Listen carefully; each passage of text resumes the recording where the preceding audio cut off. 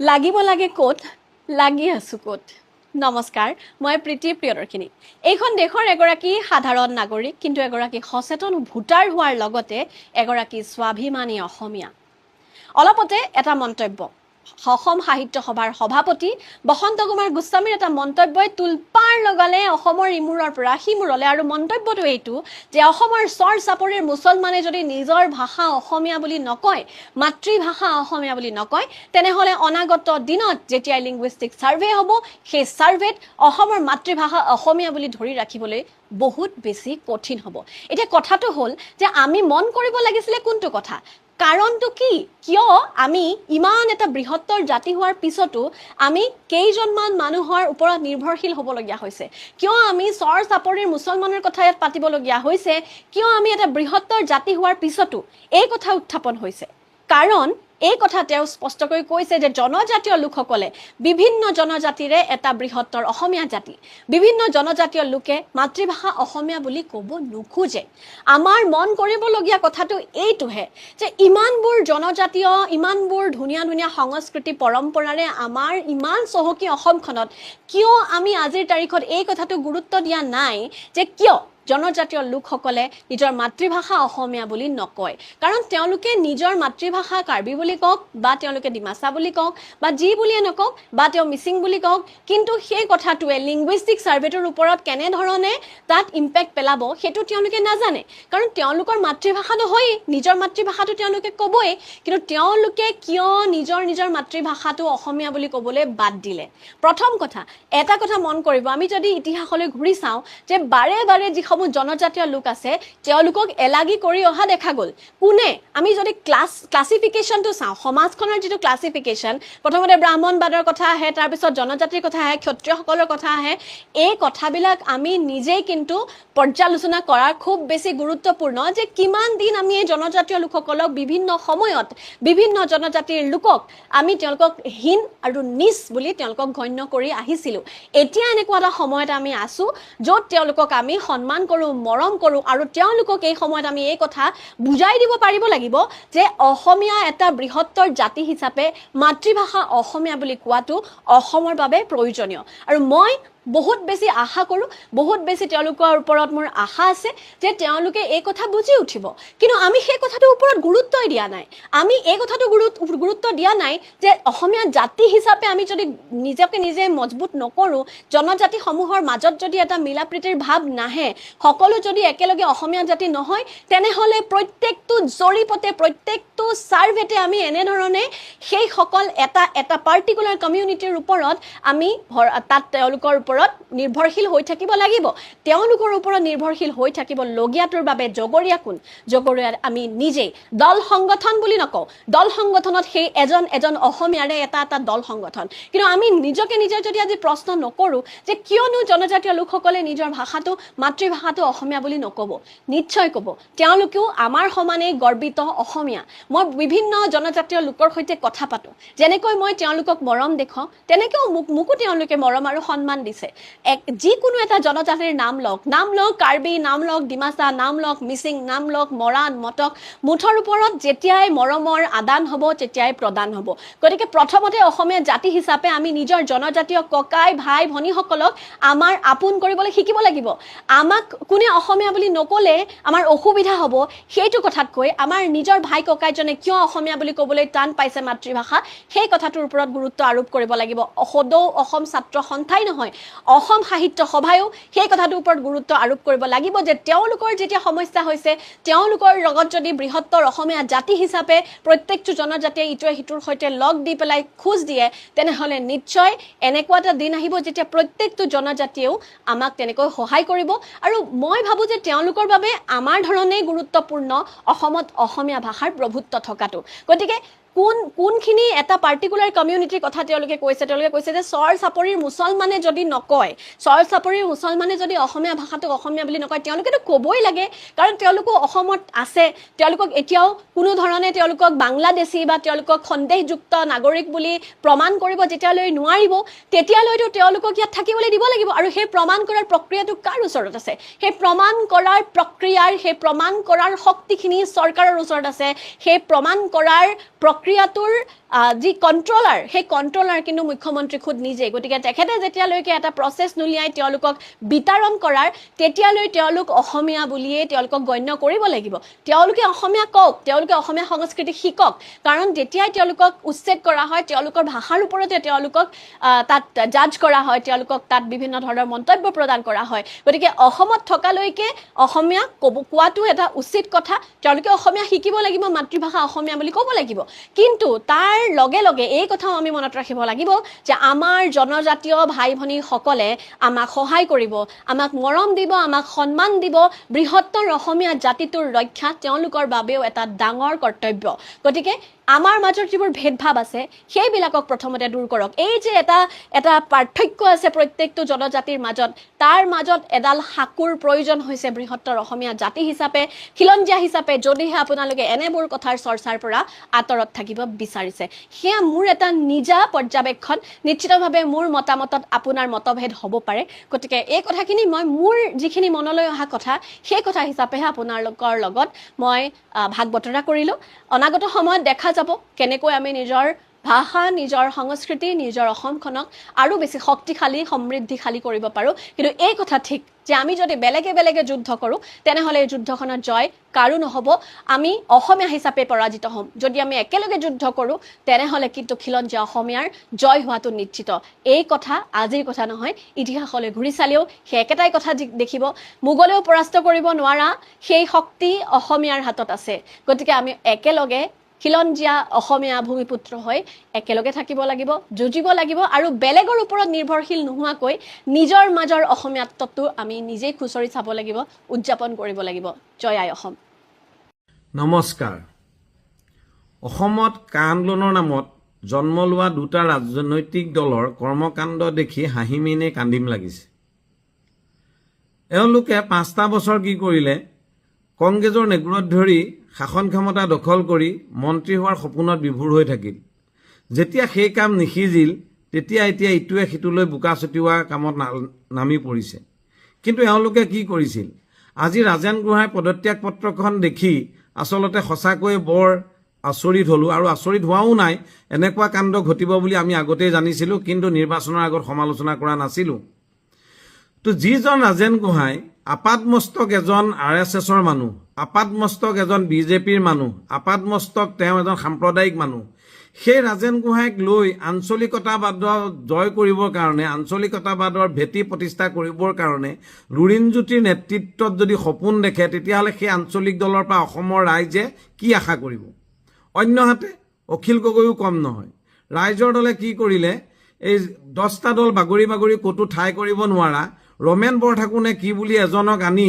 ৰাতিটোৰ ভিতৰতে উপসভাপতি নে দলটোৰ কাৰ্যকৰী সভাপতি পাতি দিলে আৰু দিছপুৰ সমষ্টিত যেতিয়া তেওঁ টিকট নাপালে তেতিয়া একে ৰাতিৰ ভিতৰতে তেওঁ পদত্যাগ কৰিলে এইবোৰ নেতাক লৈ এইবোৰ নেতাক লৈ কি কৰিছে আঞ্চলিকতাবাদ প্ৰতিষ্ঠাৰ এওঁলোকে সপোন দেখে এইসকলৰ নেতাৰ এয়াই হৈছে ৰাজনৈতিক চেতনা এনে ৰাজনৈতিক চেতনাৰ দ্বাৰা অসমীয়া জাতিৰ উদ্ধাৰ হ'ব বুলি আচলতে মূৰ্খহে ভাবিব পাৰে তো এনেধৰণৰ কাণ্ড কাৰখানাই আচলতে অসমীয়া জাতিটোক সম্পূৰ্ণৰূপে এনেকুৱা এটা জাতিত পৰিণত কৰিছে যে পৰমুখাপেক্ষী জাতিত পৰিণত কৰিছে জাতীয়তাবাদৰ নামত আচলতে সম্পূৰ্ণ ভণ্ডামি যে চলি আছে সেই কথাও ইতিমধ্যে ওলাই পৰিছে এফালেতো অসম গণ পৰিষদে জাতীয়তাবাদক বিজেপিৰ ওচৰত বিক্ৰী কৰিলেই বাকী এই দুটা জাতীয়তাবাদেও কংগ্ৰেছৰ ওচৰত নিজক বিক্ৰী কৰি কংগ্ৰেছৰ ওপৰত শৰণাপন্ন হৈ অসমীয়া মানুহক আচলতে সম্পূৰ্ণৰূপে প্ৰতাৰণা কৰিলে সেই কথা আৰু এতিয়া লুকাই থকা নাই আমি কৈছিলোঁ যে আগতে 4 বছৰে নোকোৱা কিছুমান কথা কম আৰু আজি এই ধৰণে কথাবিলাক ক'বলৈ মন গৈছে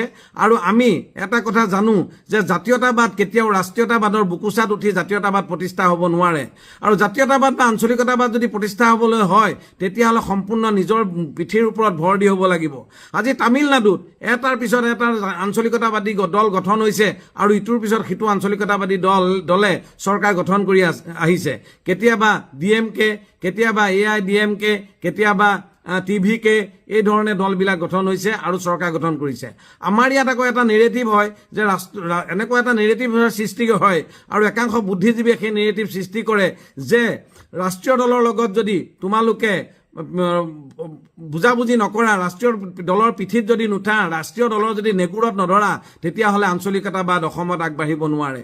এই ধৰণৰ কথাই আচলতে কি কৰিছে, অসমীয়া মানুহক আচলতে সম্পূৰ্ণৰূপে ইয়াৰ অধিকাৰ প্ৰতিষ্ঠাত বাধাৰ সৃষ্টি কৰিছে। আৰু নেতাসকলৰ যি জ্ঞান থাকিব লাগে, জাতীয়তাবাদৰ যি জ্ঞান থাকিব লাগে, আঞ্চলিকতাবাদৰ যি দীক্ষা থাকিব লাগে, সেইবিলাক নথকাৰ কাৰণে এই ধৰণৰ ঘটনা হৈছে। ৰাজেন গোহাঁই আঞ্চলিকতাবাদী দললৈ আহোঁ বুলি ক'লেও লুৰিণজ্যোতি গগৈয়ে ল'ব লাগে নেকি? ৰমেন বৰঠাকুৰৰ নিচিনা এজন মানুহক আঞ্চলিক দললৈ আহোঁ বুলি ক'লেও অখিল গগৈয়ে ল'ব লাগে নেকি? এই ধৰণৰ কাণ্ড কাৰখানাই আচলতে এই নেতাসকলক মানুহে বিশ্বাস নকৰা হৈছে। আৰু অসমীয়া নেতাসকল যে এই ধৰণৰ আচলতে প্ৰতাৰণা কৰা নেতা, সেইটো ওলাই পৰিছে। তো এই কাৰণেই কওঁ যে এই ধৰণৰ নেতাৰ ওচৰত অসমীয়া জাতি কেতিয়াও সুৰক্ষিত নহয়। এক নতুন ধৰণে আগবাঢ়িব লাগিব, নতুন চিন্তা চেতনাৰে আগবাঢ়িব লাগিব। কেতিয়াও আনৰ পিঠিত উঠি, আনৰ নেগুৰত ধৰি শাসন ক্ষমতা দখল কৰিম বুলি যদি কোনোবাই ভাবি আছে, তেওঁ মূৰ্খৰ স্বৰ্গত বাস কৰিছে। আৰু লুৰিণজ্যোতি গগৈয়ে হওক বা অখিল গগৈয়ে হওক, আচলতে সেই মূৰ্খৰ স্বৰ্গত বাস কৰি আচলতে এই ধৰণে কাম কাজ কৰি গৈছে। সম্পূৰ্ণ নিজৰ 5 বছৰ কিয় বহি থাকিল? 5 বছৰ গাঁৱে গাঁৱে কিয় নগ'ল? এই দুইটা দল একেলগ কিয় নহয়? লুৰিণজ্যোতি আৰু অখিল গগৈ কিয় একেলগ নহয়? যদি তেওঁলোকৰ অসমীয়া জাতীয়তাবাদ উদ্ধাৰৰ সপোন আছে, যদি অসমত আঞ্চলিকতাবাদ প্ৰতিষ্ঠাৰ সপোন আছে, তেতিয়াহ'লে কিয় তেওঁলোক দুইজন একেলগ নহয়? কিয় বেলেগ বেলেগ দল গঠন কৰি আছে?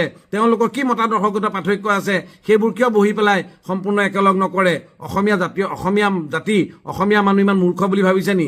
সেইকাৰণে বিজেপিকে ভোট দিছে, সেইকাৰণে কংগ্ৰেছকে ভোট দিছে, কিন্তু জাতীয়তাবাদক ভোট দিয়া নাই। তো সেইটোৱে আটাইতকৈ ডাঙৰ কথা যে এই মুহূৰ্তত যদি ক'বলগীয়া কথাটো হ'ল, তেতিয়াহ'লে এনেকুৱা ধৰণৰ জ্ঞানহীন, চেতনাহীন নেতাই আচলতে কেতিয়াও অসমীয়া জাতীয়তাবাদ উদ্ধাৰ কৰিব নোৱাৰে। ধন্যবাদ। যদি কৈ আছে বাংলাদেশীৰ ওপৰত উচ্ছেদ কৰি আছে, বাংলাদেশীৰ ওপৰত উচ্ছেদ কৰি কাম নহ'ব। মানে বাংলাদেশী যদি আছে, আইডেণ্টিফাই কৰক, বাংলাদেশ পঠাওক। উচ্ছেদ কৰি কি হ'ব? উচ্ছেদ কৰি কাক উচ্ছেদ কৰি আছে? যাৰ ঘৰ বনাইছে, এইটো ঘৰটো ভাঙি দিলে, মানুহখিনিতো একে জেগাতে আছে, আকৌ নতুন ঘৰ বনাব, আকৌ নতুনকৈ উচ্ছেদ কৰিব, ইলেকশ্যন চলি গৈ থাকিব, উচ্ছেদ চলি গৈ থাকিব। কিন্তু যদি সঁচাকৈ চলিউশ্যন দিব আছে, চেণ্টাৰ বিজেপিৰ, ষ্টেট বিজেপিৰ, ওলাই দিয়ক বাহিৰত, আমিও লগত যাম। যদি বাংলাদেশী আইডেণ্টিফাই কৰক, যদি বাংলাদেশী আছে আইডেণ্টিফাই কৰক, বাংলাদেশ পঠাওক, আমি লগত যাম। লগত গৈ একেলগে মিলি আমি বাংলাদেশী খেদিম। কিন্তু সেইটো কোনোবাই কৰিছে জানো? সেইটোতো কৰা নাই। আৰু কেতিয়া কৰিব? চেণ্টাৰো ইহঁতৰ, ষ্টেটো ইহঁতৰ, ইমান প্ৰতিশ্ৰুতি দিলে যে বাংলাদেশী মুক্ত কৰিব, তো বাংলাদেশী গুচাওক না। ইয়াতোতো আমি অপোজ কৰা নাই না, আমিতো বাংলাদেশী ছাপোৰ্টত কেতিয়াও নাই, কংগ্ৰেছ পাৰ্টি কেতিয়াও বাংলাদেশী ছাপোৰ্টত নাই। আমি নিজেও কৈ আছোঁ বাংলাদেশী আছে যদি খেদক, আমি লগত যাম খেদিবলৈ। কিন্তু বাংলাদেশী এজনো খেদিব পাৰিছে জানো? ঘৰ ভাঙা, ঘৰ কিমান, ইমান ডাঙৰ ঘৰ নাভাঙে নহয়, এইবিলাকতো বাঁহৰ ঘৰ ভাঙে, দুদিন পিছত আকৌ বনাই ল'ব। এইটো চলিউশ্যন হয় জানো? এইটো দি অকল ইলেকশ্যন জিকিব পাৰিব। এইটো ইলেকশ্যন জিকাৰ এটা টেকটিক, বেলেগ একো নহয়। এই উচ্ছেদ যিমান হৈ আছে এইবিলাক ইলেকশ্যন জিকাৰ টেকটিক। এইখিনি মানুহ ক'ত গৈ আছে? আকৌতো যাৰ ভূমিহীন মানুহ, সিহঁতকতো আকৌ গভৰ্ণমেণ্টে মাতি দিব লাগিব। যদি ভূমি নাই আপোনাৰ, এইটো গভৰ্ণমেণ্টে মাতি দিব লাগিব। এইটো সুপ্ৰিম কোৰ্টৰ অৰ্ডাৰ হয়। চ' চলিউশ্যনত আহক। চলিউশ্যনটো কি? বাংলাদেশী বিৰুদ্ধে যদি ৱাৰ কৰিব আছে, বাংলাদেশী খেদক। আৰু মই আৰু এবাৰ কৈছোঁ, কংগ্ৰেছ পাৰ্টি হিচাপে মই নিজে থাকিম বাংলাদেশী খেদাত, কিন্তু আইডেণ্টিফাই কৰক, খেদক, সেইবিলাকত নাই।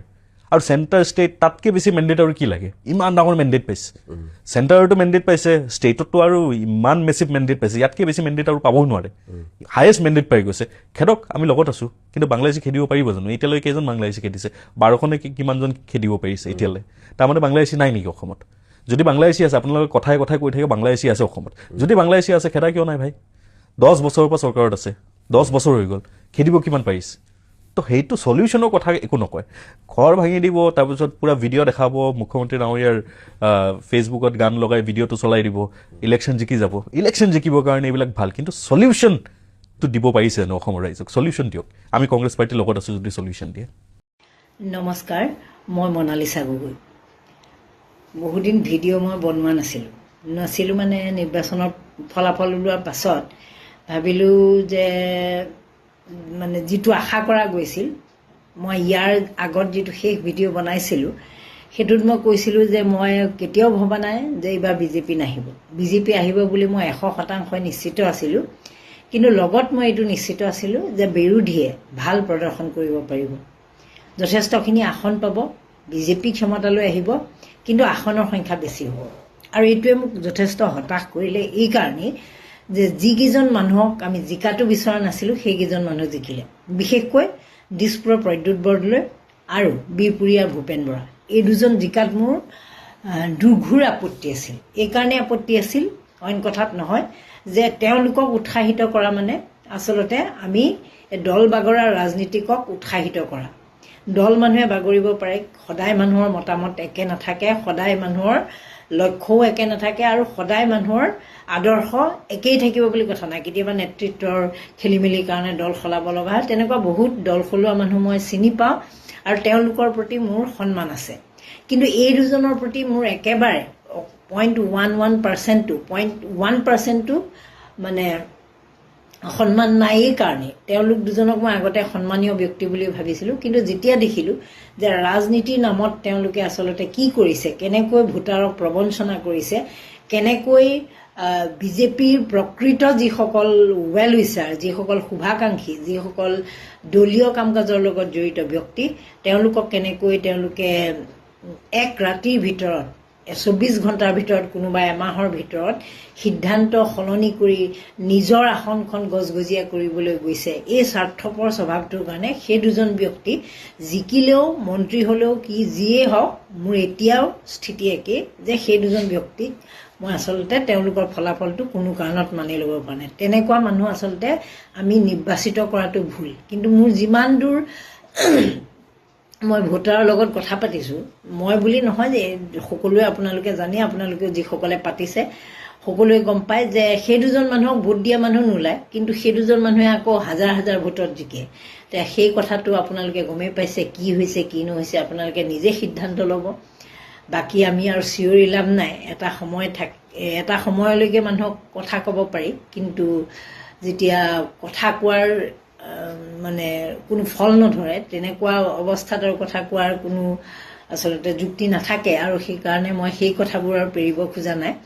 কিন্তু এটা কথা মই আপোনালোকক মনত পেলাই দিব খুজিছোঁ যে আপোনালোকেও গম পাইছে যে কেনেকুৱা ধৰণৰ মূল্যবৃদ্ধি হৈছে। 29 তাৰিখৰ যিটো নিৰ্বাচন পশ্চিমবংগত যিটো হৈ গ'ল, ছেকেণ্ড যিটো ফেজ হৈ গ'ল 29 এপ্ৰিলত, 4 মে'ত ফলাফল ওলাল।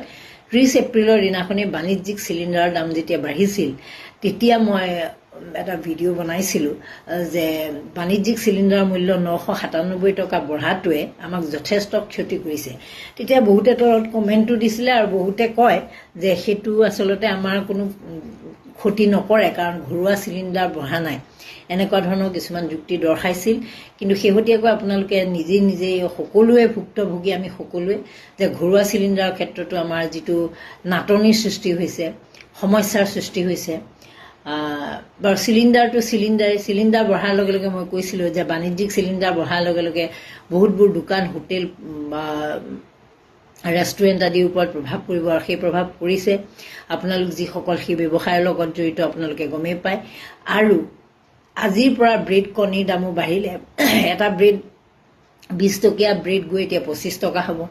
5 টকাৰ মূল্য বৃদ্ধিটো আচলতে কোনো কাৰণতে গ্ৰহণযোগ্য নহয়, কাৰণ তেলৰ নাটনি হ'ব পাৰে, তেল স্কেৰচিটিৰ কাৰণে আমি নাপাব পাৰোঁ।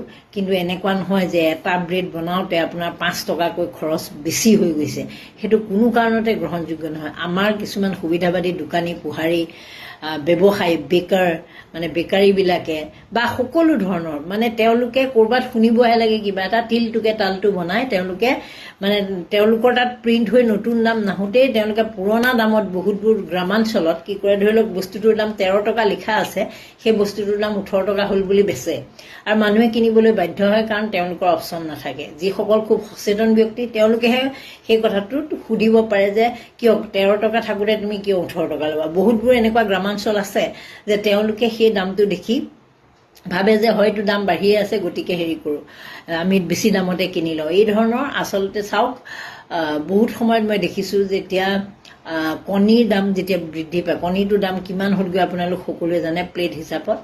সেই কণীৰ দাম যেতিয়া বৃদ্ধি হয় নহয়, তেতিয়া সেই বইল কণীটোৰ দামো 5 টকাকৈ বঢ়াই দিয়া হয়। চিলিণ্ডাৰ যদি বাঢ়ি যায়, ধৰি লওক চিলিণ্ডাৰৰ দাম 10 টকাই বাঢ়িছে যেনিবা ঘৰুৱা চিলিণ্ডাৰ, তেতিয়াও মই বহুতবোৰ দোকানী এনেকুৱা দেখিছোঁ যে তেওঁলোকে সেই চিলিণ্ডাৰটোৰ মূল্য বৃদ্ধিৰ কাৰণে কণীটোৰ যে বইলিং বা আপোনাৰ যিটো খোৱাৰ ব্যৱস্থা সেইটোত মূল্যটো বৃদ্ধি কৰি দিয়ে।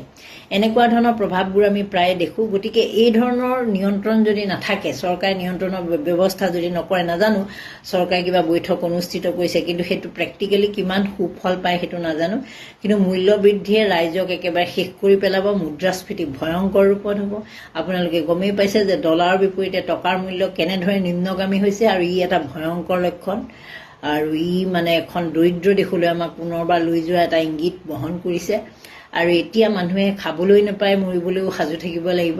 কাৰণ কোনো কাৰণত, কোনো পৰিস্থিতিতে কোনো বস্তুৰ মূল্য নিয়ন্ত্ৰণত নাই, সকলো নিয়ন্ত্ৰণৰ বাহিৰত। আপুনি চিলিণ্ডাৰ যিটো আমি 972 টকাত এতিয়া নতুনকৈ 10 টকা বঢ়াই দিলে। আগতে 962 টকা আছিল, 962, সেইটো আমি এতিয়া 972 দি আমি কিনি আছোঁ। 10 টকা বাঢ়িছে।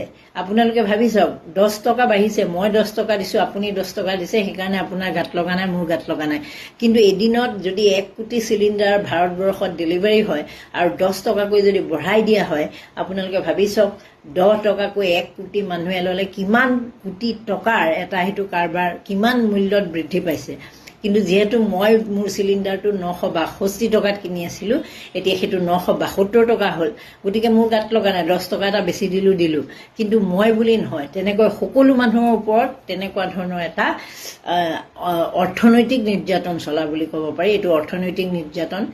আৰু চৰকাৰবোৰ আমি দিছোঁ, সকলোতে বিজেপি চৰকাৰে দিবলৈ আমি গৈ আছোঁ। পশ্চিমবংগতো আমি দি দিলোঁ, য'ত মমতা বেনাৰ্জী আছিল তাতো আমি দি দিলোঁ। এতিয়া আমাৰ খোপনি পুতাৰ জেগা নোহোৱাৰ দৰে হ'ল। আৰু তাৰপিছত বিজেপি এনেকুৱা এটা মনোভাৱ আহি গ'ল যে পশ্চিমবংগত আহি গ'ল যেতিয়া, এতিয়া আৰু আমাক কোনে পায়। গতিকে আপোনালোকে সিদ্ধান্তবোৰ চাওক, কেনেকুৱা ধৰণৰ সিদ্ধান্ত। এতিয়া এনেকুৱা এটা হ'ল যে RTI কৰিবলৈ হ'লেও, আপুনি তথ্য জানিবলৈ হ'লেও আপুনি BCCI তথ্য জানিব নোৱাৰিব। সেই তেনেকুৱা ধৰণৰ কিছুমান সিদ্ধান্ত ল'ব পৰা হ'ল। কাৰণ BCCI কিয় আমি জানিব নোৱাৰোঁ? আমিতো সকলো বিভাগৰ, সকলো চৰকাৰী সংস্থা, এনেকুৱা ধৰণৰ সকলোৰে আমি জানিব পাৰিব লাগিছিল। কিন্তু কিয় BCCI তাৰ পৰা আঁতৰ কৰা হ'ল, সেই কথাটো আপোনালোকে এবাৰ ভাবি চাব। কাৰণ সেই BCCI এনেকুৱা সোণৰ কণী পৰা হাঁহ, য'ত অমিত শ্বাহৰ পুত্ৰক সংস্থাপিত কৰা হৈছে, আৰু কিমান কোটি টকাৰ তাত লেনদেন হয়, শ কোটি টকাৰ। কাৰণ বৃহৎ যিবোৰ কোম্পেনী আমি সকলোৱে জানো, সেই তাত ইনভেষ্ট কৰে, তাত প্লেয়াৰৰ ওপৰত ইনভেষ্টমেণ্ট, বিভিন্ন ধৰণৰ ইনভেষ্টমেণ্ট থাকে। সেই তথ্য জনা অধিকাৰ আইনৰ অধীনত তেওঁলোকে সেই কথাটো ৰাজহুৱা নকৰে আৰু সেই ধৰণৰ সিদ্ধান্ত লৈছে। অসম চৰকাৰৰ সিদ্ধান্তৰ বিষয়ে গমেই পাইছে, পশ্চিমবংগ চৰকাৰৰ সিদ্ধান্তৰ বিষয়ে গমেই পাইছে যে এইটো সময়ত আমাক কি জৰুৰী আছিল, আমাৰ মূল্যবৃদ্ধিৰ হ্ৰাসটো জৰুৰী আছিল নে কোনোবাই লিভিং টুগেডাৰ কৰি আছে সেইটো বন্ধ কৰাটো জৰুৰী আছিল। মই নিজেই লিভিং টুগেডাৰত একেবাৰে বিশ্বাসী নহয়, আৰু মই নিবিচাৰোঁ যে সেই কামটো কোনোবাই কৰক। সেইটো হয়, কিন্তু সেইটো প্ৰথম সিদ্ধান্ত ল'ব লাগিছিল নে বেলেগ সিদ্ধান্ত ল'ব লাগিছিল? ঠিক তেনেধৰণে পশ্চিমবংগৰ যদি আপোনালোকে চৰকাৰখনৰ কথাবোৰ চায়, ক'ত আজান দিয়াত হুলস্থুল হৈছে, ক'ত কি হৈছে, এই ধৰণৰ সিদ্ধান্তবোৰ চৰকাৰৰ বেছি হৈ গৈছে। তাৰ বিপৰীতে যিবোৰ আমাৰ জীৱন যুঁজৰ লগত জড়িত যিবোৰ বিষয়, আপুনি মই খাই এমুঠি লঘোণত এসাঁজ লঘোণ দিবলগীয়া অৱস্থা, সেইটো সম্পৰ্কত চৰকাৰৰ কিন্তু মাতবোল নাই। কিন্তু এতিয়া এনেকুৱা এটা কথা হৈছে, এইবোৰ কথা কৈও লাভ নাই, শুনিবলৈও মানুহ নাই। উলংগ দেশত ধুবাৰ কাম কি, এই ধৰণৰ কথা বতৰাবিলাক হৈছে। যিয়ে যি কাম কৰিব লাগে সেই কামেই বেলেগ ধৰণৰ কামবোৰ কৰিবলৈ গৈছে। ৰাজনীতিবিদে যি কাম কৰিব লাগে, মুখ্যমন্ত্ৰীকে ধৰি মন্ত্ৰীসকলে বা প্ৰধানমন্ত্ৰীকে ধৰি মন্ত্ৰীসকলে যেনেকুৱা ধৰণৰ দেশ শাসনৰ কাৰণে নীতি নিয়ম প্ৰণয়ন কৰিব লাগে, যিবোৰে চৰকাৰৰ অধীনত থকা জনতাৰ কল্যাণ কৰিব, সেইবোৰ কৰাৰ বিপৰীতে এতিয়া যিবোৰ সিদ্ধান্ত লৈছে সেইবিলাকে কি কৰি আছে আপোনালোকে গমেই পায়। তিৱাসকলৰ ক্ষেত্ৰত কেনেকুৱা ধৰণৰ এটা সিদ্ধান্ত ল'বলৈ গৈছিল, টাউনশ্বিপ নিৰ্মাণৰ সিদ্ধান্ত, অৱশ্যে সেইটো শেহতীয়াকৈ চৰকাৰে বাতিল কৰা বুলি শুনিছোঁ। পীযুষ হাজৰিকাই নিজে সেইখিনি মন্তব্য দিছে যে বাতিল কৰা হ'ব, সেইটো উগ্ৰ প্ৰতিবাদ হোৱাৰ কাৰণে তেনেকুৱা ধৰণৰ সিদ্ধান্ত। আগন্তুক দিনত আৰু কেনেকুৱা ভয়ংকৰ সিদ্ধান্ত হয় সেই কথাটো মই আগতেই কৈছিলোঁ, বা সকলোৱে সেই কথাটো সচেতন মানুহবিলাকে কৈছিলে এইকাৰণেই যে চৰকাৰক আমি সিদ্ধান্ত ল'বলৈ দিবই লাগিব, চৰকাৰে সিদ্ধান্ত ল'বই লাগিব। কিন্তু সেই সিদ্ধান্তবোৰে যাতে আপোনাৰ মোৰ কথাখিনি আমাৰ যে ক'বলগীয়া থাকে, আজি তিৱাসকলে যে এই তালফাল লগাই যে ইমান হুলস্থুল কৰিব লগা হ'ল, আজি যদি আমাৰ বিৰোধী শক্তিশালীভাৱে যদি আমি 40জন বিৰোধীক জিকাই পঠালোহেঁতেন, বিৰোধীয়ে সেই দায়িত্ব ল'লেহেঁতেন। কিন্তু আমি এতিয়া বিৰোধীক নিজিকালোৱেই। যিহেতু বিৰোধীক নিজিকালো, আমাৰ হৈ কোনে মাত মাতিব? কথাবোৰ তেনেকুৱা। আজিকালি কথা কৈ লাভো নাই, নক'লেও নহয়, কওঁ লাগে, সেইকাৰণে ক'লোঁ। বাকী আপোনালোকে সিদ্ধান্ত ল'ব। নমস্কাৰ, ধন্যবাদ। মিঠাতেলৰ মূল্য বৃদ্ধি হৈছে, পেট্ৰলৰ মূল্য বৃদ্ধি হৈছে। পেট্ৰল নভৰাব, মিঠাতেল আপোনালোকে নাখাব। মই বিজেপি দলটোক মই সুধিব খুজিছোঁ যে মূল্য বৃদ্ধি হোৱাৰ কাৰণে কাপোৰৰ যদি মূল্য বৃদ্ধি হয়, তেতিয়াহ'লে বিজেপি দলৰ নেতৃবৃন্দই কাপোৰ নিপিন্ধাকৈ লেংটা হৈ থাকিব নেকি? এনেকুৱা ধৰণৰ মূল্য বৃদ্ধিক লৈ যি ধৰণে ফটো আমি বহুৱালি কৰিছে, ই বন্ধ কৰক। ভাৰতবৰ্ষ তথা অসমৰ সৰ্বসাধাৰণ জনতাই এতিয়া মই পুনৰ আকৌ কৈছোঁ, আমাৰ অৱস্থা পানীত হাঁহ নচৰা অৱস্থা হৈছে। পেট্ৰল ডিজেলৰ মূল্য বৃদ্ধি সপ্তাহত দুবাৰকৈ বাঢ়িছে। গেছ চিলিণ্ডাৰৰ মূল্য বৃদ্ধি, কণীৰ মূল্য বৃদ্ধি, চাউলৰ মূল্য বৃদ্ধি, সকলো বস্তুতেই মূল্য বৃদ্ধিৰ জৰিয়তে নৰেন্দ্ৰ মোদীৰ নেতৃত্বাধীন চৰকাৰখনে সমগ্ৰ অসম তথা ভাৰতবৰ্ষৰ শ্ৰমজীৱী মধ্যবিত্ত জনগণক মাধমাৰ দিয়াৰ বাহিৰে আমাক কোনো ধৰণৰ বেলেগ একো কাম কৰা দেখিবলৈ পোৱা নাই। কেৱল বৈদেশিক নীতি, কোনো ধৰণৰ বৈদেশিক নীতি, কোনো ধৰণৰ বিদেশী ৰাষ্ট্ৰৰ লগত ভাল সম্পৰ্ক নথকাৰ কাৰণেই এই ধৰণে ভাৰতবৰ্ষৰ অৱস্থা আজি পানীত হাঁহ নচৰা অৱস্থালৈ পৰিগণিত হৈছে। ধন্যবাদ। মূল্য বৃদ্ধিয়ে সাধাৰণ জনতাক। প্ৰিয় দৰ্শক, দুখনমান ফটো দেখুৱাব খুজিছোঁ, আৰু এই ফটোকেইখন চোৱাৰ পিছত আপোনালোকে দিল খুলি, হিয়া খুলি মন্তব্য দিব বুলি আশা কৰিছোঁ। এইকাৰণে কৈছোঁ, প্ৰথমতে এই ফটোখন চাওক। এই ফটোখনত আপোনালোকে দেখিছে বিজেপিৰ জ্যেষ্ঠ নেতা বিধায়ক প্ৰশান্ত ফুকন ডাঙৰীয়াই গৰুৰ গাড়ীত গেছ চিলিণ্ডাৰ লৈ প্ৰতিবাদ সাব্যস্ত কৰিছে। আৰু এই প্ৰতিবাদ আছিল কংগ্ৰেছ চৰকাৰৰ দিনত, অৰ্থাৎ 2013 চনত মূল্য বৃদ্ধিৰ বিৰুদ্ধে। আনহাতে আন এখন ফটো চাওক। এইখন ফটোত দেখিছে বিজেপিৰ জ্যেষ্ঠ নেত্ৰী, কেন্দ্ৰীয় মন্ত্ৰী মাননীয়া বিজয়া চক্ৰৱৰ্তী বাইদেউ। তেখেতসকলে পিঁয়াজৰ মূল্য বৃদ্ধিৰ বিৰুদ্ধে এনেকৈ ডিঙিত পিঁয়াজৰ মালা আৰি প্ৰতিবাদ সাব্যস্ত কৰিছিল কংগ্ৰেছৰ বিৰুদ্ধে। আনহাতে এইখন ফটো চাওক। এইখন ফটোতো বৰ্তমানৰ বিজেপি নেত্ৰী অংকিতা দত্তই প্ৰতিবাদ কৰিছিল মূল্য বৃদ্ধিৰ বিৰুদ্ধে, বিজেপি চৰকাৰৰ বিৰুদ্ধে। বেছি দিনৰ কথা নহয়। আনহাতে এই ফটোখন চাওক। এইখন ফটোত বিজেপিৰ প্ৰাক্তন সভাপতি, প্ৰাক্তন কেবিনেট মন্ত্ৰী ৰঞ্জিত দাস ডাঙৰীয়াই গৰুৰ গাড়ী টানি প্ৰতিবাদ কৰিছে। এতিয়া আমাৰ কথাটো হ'ল, মূল্য বৃদ্ধি তেতিয়া হৈছিল, এতিয়া হোৱা নাই নেকি? আপোনালোকৰ চকুকেইটাই মূল্য বৃদ্ধি এতিয়া দেখা নাই নেকি? এই প্ৰশ্নৰ উত্তৰ আপোনালোকে দিব লাগিব। এইকাৰণে দিব লাগিব, আমি জানো মূল্য যিমানেই নহওক আপোনালোকৰ জীৱনত কোনো ধৰণৰ প্ৰভাৱ নপৰে। কেৱল সাধাৰণ জনতাক ভাল লগাবলৈ গৈ, নিজৰ স্বাৰ্থৰ বাবে ব্যৱহাৰ কৰিবলৈ গৈ এনেকৈ কংগ্ৰেছৰ বিৰুদ্ধে মূল্য বৃদ্ধিৰ প্ৰতিবাদ কৰিছিল। কাৰণ আপোনালোকৰ লক্ষ্য আছিল কেনেকে ক্ষমতালৈ আহিব পাৰে। তাত বেলেগ বৰ বিশেষ মতলব একো নাই। আপোনালোকৰ জীৱনত মূল্য বৃদ্ধিৰ প্ৰভাৱটো নপৰে, আপোনালোকৰ ল'ৰা ছোৱালীয়ে মূল্য বৃদ্ধি মানে কি বুজিয়েই নাপায়। এয়াই হ'ল বৰ্তমান সময়ৰ বাস্তৱ পৰিস্থিতি। গতিকে প্ৰিয় দৰ্শক, ভাবক এওঁলোক কেনেকুৱা বদমাছ, স্বাৰ্থপৰ, সুবিধাবাদী। এই যে চাৰিওফালে সামগ্ৰীৰ ব্যাপক মূল্য বৃদ্ধি, সাধাৰণ জনতাক মাধমাৰ সদায় দৈনন্দিন জীৱন বিপৰ্যস্ত কৰি তুলিছে, ইয়াৰ বিৰুদ্ধে এওঁলোকৰ কিয় মাত নাই? এনেকুৱা কি সাংঘাতিক কৰিলে যে ইমান মূল্য বৃদ্ধি কৰিবলগীয়া হ'ল? যিখিনি সময়ত চিলিণ্ডাৰৰ মূল্য 400 টকা আছিল, যিখিনি সময়ত পেট্ৰল ডিজেলৰ মূল্য 60 টকা আছিল, সেইখিনি সময়ত তেওঁলোকে মূল্য বৃদ্ধিৰ বিৰুদ্ধে প্ৰতিবাদ কৰিছিল। আৰু আজি মূল্য বৃদ্ধিয়ে আকাশ চোৱাৰ পিছতো এওঁলোকৰ মাতবোল নাই। এওঁলোকে চকুমুদা কুলিৰ দৰে ভাও ধৰি শুই আছে। আনহাতে এতিয়া আমি আপোনালোকক এটা সৰু ক্লিপ দেখুৱাম আমাৰ গুৰুজনাৰ অৰ্থাৎ আমাৰ মাননীয় প্ৰধানমন্ত্ৰী ডাঙৰীয়াৰ তেখেতেনো কি কৈছিল চাওক। भाइयों बहनों, सरकार गरीबों के लिए होती है, सरकार गरीबों के कल्याण के लिए होती है, सरकार गरीबों के दुख बांटने के लिए होती है। कोई सरकार अमीरों के जेब में नहीं होनी चाहिए, सरकार अमीरों के लिए नहीं होनी चाहिए, सरकार गरीबों के लिए होनी चाहिए। আৰু এতিয়া হৈ আছে কি ভাবক। ধন্যবাদ। জয় অসম। এই নৱনিৰ্বাচিত যিসকল বিধায়ক তেখেতলোকক আমি ক'ব বিচাৰিছোঁ, আপোনালোকক সেই সন্মানীয় সদনখনলৈ হিন্দু মুছলিমৰ ৰাজনীতি কৰিবৰ বাবে, এই ধৰ্মৰ নামত বেবেৰিবাং কথা কিছুমান গাবৰ বাবে ধৰ্ম প্ৰচাৰক হিচাপে নিৰ্বাচিত কৰা নাই। লাখ লাখ জনতাই বা লাখ লাখ ভোটাৰে আপোনালোকক প্ৰতিটো সমষ্টিৰ পৰা নেতৃত্ব প্ৰদান কৰিবলৈ এইটো কাৰণে পঠাইছে যাতে সমষ্টিৰ আপোনালোকে সমস্যাসমূহ সমাধান কৰিব পাৰে। নিবনুৱা সংস্থাপনৰ ওপৰত আপোনালোকে কথা পাতে, উন্নয়নৰ ওপৰত আপোনালোকে কথা পাতে, AI টেকনলজিৰ ওপৰত আপোনালোকে কথা পাতে, মেডিকেলৰ ওপৰত আপোনালোকে কথা পাতে, শিক্ষাৰ ওপৰত আপোনালোকে কথা পাতে। তাৰ বাবেহে আপোনালোকক নিৰ্বাচিত কৰি পঠাইছে। আপোনালোকে আৰম্ভ হওঁতে কেৱল মাত্ৰ হিন্দু মুছলিমেৰে আৰম্ভ কৰি শেষ কৰিব নিবিচাৰিব। যদি আপুনি ধৰ্ম প্ৰচাৰক হ'ব বিচাৰিছে তেতিয়াহ'লে আপুনি মন্দিৰ, মছজিদ বা নামঘৰ, খ্ৰীষ্টান ঘৰ এইবোৰত আপুনি থাকিব লাগিব।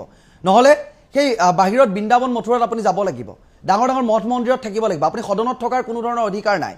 কেৱল মাত্ৰ হিন্দু মুছলিমৰ ৰাজনীতিৰে সাধাৰণ জনতাক বিপথে পৰিচালিত কৰি দুটা গোষ্ঠীৰ মাজত কেৱল মাত্ৰ গোষ্ঠীগত সংঘৰ্ষ লগাবলৈ চেষ্টা কৰি থকাটো এজন নেতাৰ নেতৃত্ব গুণ বুলি নকয়। গতিকে আমি আশা কৰিম যে আপোনালোকে এই 5টা বছৰ অন্তত সকলো যি দলৰে নহওক লাগিলে সেয়া লাগিলে কংগ্ৰেছ, বিজেপি, ৰাজ্য দল যি নহওক, প্ৰতিজন বিধায়কে যাতে অকল উন্নয়নমূলক কথাবোৰতে আলোচনা কৰে, হিন্দু মুছলিমৰ ৰাজনীতিৰে যাতে অসমখন উত্তাল কৰি নাৰাখে। এইবোৰ কেৱল মাত্ৰ আপোনালোকৰ এটা এটা যিবোৰ নেৰেটিভ সৃষ্টি কৰে, এজেণ্ডা ফ'ল' কৰে আপোনালোকে, যাতে এই সাধাৰণ মানুহবোৰ আমি মূল বিষয়বোৰৰ পৰা আঁতৰি থাকোঁ। গতিকে আপোনালোকৰ কাৰ্যকাল আৰম্ভ হোৱাৰ আগতে বা শপত গ্ৰহণৰ আগতে এইকেইটা কথা ক'লোঁ। আমি আপোনালোকে এই কথাকেইটা গুৰুত্ব দিব বুলি আমি আশা কৰিছোঁ। আপোনালোক এজন এজন নেতা হয়, ধৰ্মগুৰু নহয়, মনত ৰাখিব। দিয়ক। 5বাৰ মাইকে দি নামাজৰ মই ধৰ্মটোক মই তাচ্ছিল্য কৰা নাই, কিন্তু কিয় লাগে আপোনালোকে ধৰ্ম অন্তৰত থাকিব লাগে। ৰাইজক খুদাই পেলাই ধৰ্মটো যিটো মই বুজি নাপাওঁ, মোৰ এই কাষতে মছজিদটো আছে, ইয়াতে সদায় 5বাৰ তেওঁলোকে আজান দিয়ে, কিয় লাগে? আচলতে দিব নালাগে, এইটো বেলেগক ডিষ্টাৰ্ব কৰা হয়, আমিতো কৰা নাই। মই ভাবো মুখ্যমন্ত্ৰী এইটো ক্ষেত্ৰতো পদক্ষেপ ল'ব লাগে যে শুকুৰবাৰক বাদ দি বাকী দিনটোত এই যে মাইকে যুগেৰে নামাজৰ যি আজান দিয়ে, সেই আজান প্ৰক্ৰিয়াটো বন্ধ হ'ব লাগে। কি নিয়ম আছে, কি আইন আছে, সেইটো চৰকাৰে সিদ্ধান্ত ল'ব। ৰাজীৱ খদিয়াই এনে গাই থৈ যোৱা নাছিলে যে আমি লাগিব লাগে কিহত আৰু লাগি আছো কিহত। খুব লজ্জাকৰ এই কথাখিনি শুনাৰ পিছত নিশ্চয় আপোনালোকৰ মনতো প্ৰতিক্ৰিয়া সৃষ্টি হৈছে। আপোনালোকে কি ভাবিছে কমেণ্ট কৰিব। যিটো সময়ত জাপানে তেওঁলোকৰ টেকনিকেল পদ্ধতি উন্নত কৰি নিজৰ দেশখন কেনেকৈ আগুৱাই নিব লাগে সেই চিন্তাত মগ্ন হৈ আছে, যিটো সময়ত চীন দেশে বিভিন্ন টেকনিকেলি পদ্ধতিৰ লগতে শিক্ষা ব্যৱস্থা কেনেকৈ উন্নত কৰিব পাৰি, কেনেকুৱাকৈ তেওঁলোকৰ দেশখন আগশাৰীৰ এখন দেশ হিচাপে গঢ়ি তুলিব পাৰি সেই চিন্তাত মগ্ন হৈ আছে। বিভিন্ন দেশে আন দেশৰ লগত ফেৰ মাৰিব পৰাকৈ নিজৰ নিজৰ দেশৰ উন্নতিৰ কথা চিন্তা কৰিছে। সেইখিনি সময়ত আমাৰ অসমত জয় শ্ৰীৰাম, আল্লাহু আকবাৰ, হিন্দু আৰু মুছলমানৰ ৰাজনীতি চলি আছে। আমাৰ দেশত নেতা পালি নেতাসকলে কেৱল হিন্দু আৰু মুছলমানৰ কথা কৈ কৈ যাক আমি ক্ষমতাৰ বাঘজৰী হাতত তুলি দিছোঁ দেশখন শাসন কৰাৰ বাবে, তেওঁলোকক আমি ডাঙৰ ডাঙৰ নেতা পালি নেতা পাতিছোঁ, তেওঁলোকৰ মুখত আকৌ হিন্দু মুছলমানৰ কথাবোৰ আখৈ ফুটা দি ফুটি আছে। তেনেহ'লে চিন্তা কৰক, শ্ৰেষ্ঠতম 5খন ৰাজ্য গঢ়াৰ সপোন দেখা নেতা পালি নেতাসকলে আমাৰ অসমখনক 5খন ৰাজ্যৰ ভিতৰত এখন কৰিব পাৰিবনে? যদি আমি ধৰ্মীয় নীতিৰে ৰাজনীতি কৰি থাকোঁ, যদি আমি প্ৰত্যেক মুহূৰ্তত হিন্দু মুছলমান কৰি থাকোঁ, যদি আমি প্ৰত্যেক মুহূৰ্তত জয় শ্ৰীৰাম, আল্লাহু আকবাৰ ধ্বনি দি থাকোঁ আৰু এজনে আনজনক কেৱল ধৰ্মক তাচ্ছিল্য কৰি থাকোঁ। মাননীয় কলিতা ডাঙৰীয়াক এই ভিডিঅ'টোৰ যোগেৰে মোৰ ফালৰ পৰা দুটা প্ৰশ্ন। প্ৰথম কথা, তেওঁ যিটো কৈছে যে মাইকত আজান সদায় দিব লাগে নেকি, ডেইলি 5বাৰকৈ নামাজ সদায় পঢ়িব লাগে নেকি? ডেইলি 5বাৰ নামাজ পঢ়াটো প্ৰত্যেক ইছলাম ধৰ্মৰ নীতি আৰু নিয়ম।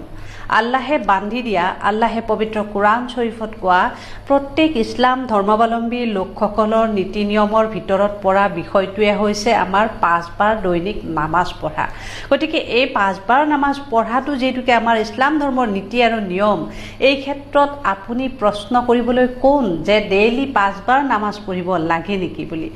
এতিয়া প্ৰত্যেক ধৰ্মৰে নীতি নিয়ম বেলেগ বেলেগ, আৰু কিন্তু সেই বুলি আমাৰ ইছলাম ধৰ্মৰ মানুহে হিন্দু ধৰ্মৰ মানুহক কোৱাটো উচিত হ'ব নেকি যে তেওঁলোকে নামঘৰত গৈ কিয় গীতা পাঠ কৰে, কিয় মন্দিৰলৈ যায়? এইবোৰ প্ৰশ্ন কৰা যেনেকৈ উচিত কথা নহয়, দৈনিক 5 বাৰকৈ নামাজ পঢ়ে নেকি বুলি প্ৰশ্ন কৰাটো মোৰ বোধেৰে উচিত নহয়। মোৰ বোধেৰে নহয়, প্ৰত্যেক মানুহেই ক'ব এই কথাটো। কাৰোবাৰ ধৰ্মীয় নীতি নিয়মক আঙুলি টোৱাবলৈ আচলতে কাৰো অধিকাৰ নাই। যিহেতুকে সংবিধানে অধিকাৰ দিছে প্ৰত্যেক জাতি জনগোষ্ঠীয়ে ভাৰতবৰ্ষত নিজৰ নিজৰ ধৰ্মমতে জীয়াই থাকিব পাৰিব, নিজৰ ধৰ্ম পালন কৰিব পাৰিব। গতিকে এই ক্ষেত্ৰত কলিতা ডাঙৰীয়া এই প্ৰশ্নটো কৰাত মোৰ কিছু দ্বিমত আছে, আৰু সেইবাবে এই প্ৰশ্নটো মই তেখেতক কৰিছোঁ।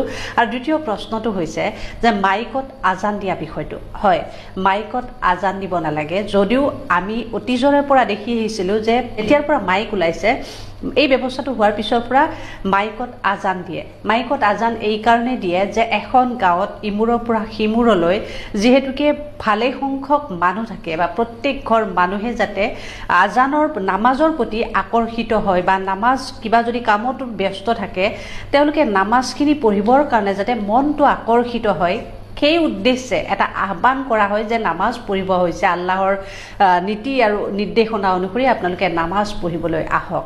আৰু যিহেতুকে পুৰুষসকলে মছজিদত নামাজ পঢ়াটো এটা সুন্নত, গতিকে নামাজ মছজিদত একেলগে পঢ়াৰ বাবে সমূহীয়াভাৱে আহ্বান জনোৱাটোৱে হৈছে মছজিদত দিয়া সেই আজানৰ অৰ্থ। গতিকে সেই আজানটো শুনি কাৰোবাৰ অসুবিধা হ'ব বুলি আপুনি কেনেকৈ ক'ব পাৰিলে? খুব আচৰিত লগা। আমি দেখিছোঁ বিভিন্ন হিন্দু ধৰ্মৰ বিভিন্ন সনাতনী ভাই বন্ধুসকলে বহুতেই কয় যে মছজিদৰ আজানটো শুনিলে মনটো কিবা এটা পাতল লাগি যায়, সঁচাকৈ কিবা এটা ভাল লাগে। বহুত আপোনালোকৰ ধৰ্মৰ বহুত মানুহে আছে যে মছজিদৰ আজান শুনি ভাল পায়। আমিও আপোনালোকৰ গীতা শ্লোক শুনি ভাল পাওঁ, আপোনালোকৰ ভগৱত বন্দনা শুনি ভাল পাওঁ, সৰস্বতী বন্দনা শুনি ভাল পাওঁ, আপোনালোকৰ ভজন মন্ত্ৰ আমিও গাওঁ। কিন্তু সেই বুলি আমি আপোনালোকৰ ধৰ্ম প্ৰতিটো বস্তু যিহেতুকে আমি ভাল পাওঁ, গতিস্থলত আমাৰ মছজিদৰ আজানটো শুনি আপোনাৰ অসুবিধা হোৱা কথাটো এটা আপুনি নিজৰে মেণ্টেলিটিটো, নিজৰ মানসিকতা কিমান তললৈ লৈ গৈছে সেই কথাটো আপুনি এবাৰ ভবাটো উচিত আছিল। আৰু দ্বিতীয় কথাটো হৈছে, ঠিক আছে মছজিদত মাইকত আজান নিদিয়ে, মই মোৰ ভিডিঅ' যোগে প্ৰত্যেক ইছলাম ধৰ্মাৱলম্বী লোকক মই আহ্বান জনাম, আপোনাক মই কথা দিছোঁ যে মছজিদত মাইকত যাতে কোনেও আজান নিদিয়ে। কিন্তু এই আহ্বানটো মই তেতিয়া কৰিম যেতিয়া এই যে আপোনালোকে মদৰ লাইচেঞ্চ খুলি দিছে, এই যে মদৰ লাইচেঞ্চ খুলি দিয়াৰ বাবে দৈনিক সেই উঠি অহা নৱপ্ৰজন্ম, উঠি অহা যুৱ প্ৰজন্মই যে সেই মদ খোপা গিলি গিলি দৈনিক যে এক্সিডেণ্ট হৈ আছে, দৈনিক যে দুৰ্ঘটনাত পতিত হৈ আছে, দৈনিক যে এখন ঘৰত কান্দোনৰ ৰোল উঠিছে, দৈনিক যে এখন ঘৰত অশান্তিৰ সৃষ্টি হৈছে, গিৰিয়েকে মদ খাই গৈ ঘৰত অশান্তি কৰে, ঘৈণীয়েকক মাৰপিট কৰে, ল'ৰা ছোৱালীক মাৰপিট কৰে, মদ খাবলৈ ঘৈণীয়েকৰ পৰা পইচা লৈ আনিব বিচাৰে আৰু পইচা নিদিলেও মাৰপিট কৰে, গিৰিয়েকৰ কাম বন নাই, ল'ৰা ছোৱালী পঢ়িব লাগে নে একো খবৰ নাই। এই যে মদে কিমান ঘৰ এখনত খেলি মেলি লগাই আছে, কিমানখন ঘৰ ধ্বংসৰ মুখলৈ ঠেলি দিছে, কিমানজন মাকৰ বুকু সুদা কৰি দুৰ্ঘটনাত পতিত হৈছে, ডেকা উঠি অহা প্ৰজন্ম মদ গিলি গিলি তেওঁলোকে সমাজখন যে বিশৃংখল কৰি লৈ গৈ আছে। এই ক্ষেত্ৰত আপোনালোকে মদৰ লাইচেঞ্চ বন্ধ কৰিব পাৰিবনে? আপুনি যে মছজিদৰ মাইকৰ আজানটোত পোৱা অসুবিধাখিনি, এই যে মদৰ লাইচেঞ্চ দিয়াৰ বাবে সমাজখনত অসুবিধা হৈ আছে, সেইখিনি আপোনালোকে দেখা নাইনে? আপুনি যিদিনা মদৰ লাইচেঞ্চ বন্ধ কৰিব, আপুনি যিদিনা মদৰ বিপক্ষে মাত মাতিব, আপুনি যিদিনা উঠি অহা প্ৰজন্মক সেই মদৰ পৰা বিৰত থাকিব লাগে বুলি আপুনি সমাজক আহ্বান জনাব, সিদিনা মই মোৰ পেজত ভিডিঅ' আপলোড কৰিম যে আমাৰ ইছলাম ধৰ্মাৱলম্বী লোকসকলক মাইকত যাতে তেওঁলোকে আজান নিদিয়ে। লাজ লাগিছে আপোনালোকৰ এনেকুৱা কথা বতৰাবোৰৰ পৰা। আপোনালোকে কয় নহয় মুছলমান মানুহ কিয় বিজেপিক ভোট নিদিয়ে, কিয় বিজেপিৰ পৰা আঁতৰত থাকে, এইবিলাক কাৰণতে আচলতে আঁতৰত থাকে। আজি ইমান দিনে মছজিদৰ মাইকৰ আজানৰ পৰা কাৰো অসুবিধা নহ'ল, 2-4জনে বাৰু অকণমান বেছি হিন্দু হ'বলৈ গৈ, অকণমান বেছি সনাতনী হ'বলৈ গৈ, অকণমান সেই দেখুৱাবলৈ গৈ আপোনালোকে আজি মছজিদৰ আজানত অশান্তি পোৱা হ'ল, অসুবিধা পোৱা হ'ল। ইয়াতকে দুখ লগা বেয়া লগা পৰিৱেশ আৰু কিবা থাকিব পাৰেনে? আপুনি হয়তো নাজানে যে মই আচলতে এই কথাখিনি মই অন্তৰৰ পৰা কৈছোঁ, হৃদয়ৰ পৰা কৈছোঁ যে মই অকল মছজিদৰ আজানেই নহয়, মই মছজিদৰ আজান যিমান ভাল পাওঁ বা মছজিদৰ আজানৰ প্ৰতি যিমান শ্ৰদ্ধা আছে, ভক্তি আছে, আপোনালোকৰ সেই সৰস্বতী বন্দনা, ভগৱত বন্দনাৰ প্ৰতিও মোৰ সেই শ্ৰদ্ধা আছে। মই গাওঁ আপোনালোকৰ ভগৱত বন্দনা মই দৈনিক গাওঁ, আপোনালোকৰ সেই সৰস্বতী বন্দনা মই দৈনিক গাওঁ, আপোনালোকৰ ভজন মন্ত্ৰ মই দৈনিক গাওঁ। গতিকে আপোনালোকৰ সেই কৰ্মৰ প্ৰতি মোৰ যদি কোনো অনীহা নাই, মোৰ যদি ভিতৰৰ পৰা শ্ৰদ্ধা আছে, তেন্তে আপোনাৰ দৰে নেতা পালি নেতাসকলে আমাৰ গোটেই সমাজখন একত্ৰীকৰণ কৰি ৰখাৰ বিপৰীতে আপোনালোকে সমাজখন ভাগ ভাগ কৰিব বিচাৰিছে। আচলতে কোনোবাই ঠিকেই কৈছিলে যে জাতিয়ে সমাজখন এক কৰে, ৰাজনীতিয়েহে ভাগ ভাগ কৰে। একদম সঁচা কথা। আপোনালোকে সেইটো আপোনালোকৰ কথা বাতৰি মানসিকতাৰ পৰাই হয়তো সমাজক বুজাই দিলে। এই ভিডিঅ'টো নিশ্চয় কোনোবা সনাতনী ভাই বন্ধুসকলেও চাই আছে। আপোনালোকে তেখেতৰ এই কথাখিনিৰ সহমত দিছে নাই আপোনালোকে কমেণ্ট কৰিব। আৰু দ্বিতীয়তে মই কোৱা কথাখিনি আপোনালোকে একমত হয় নে নহয় সেইটোও কমেণ্ট কৰিব। আপোনালোকে যদি একমত হয় ভিডিঅ'টো শ্বেয়াৰ কৰিব, লগতে আপোনালোকৰ পজিটিভ নিগেটিভ আপোনালোকে কি ভাবে আপোনালোকে মতামত আগবঢ়াব।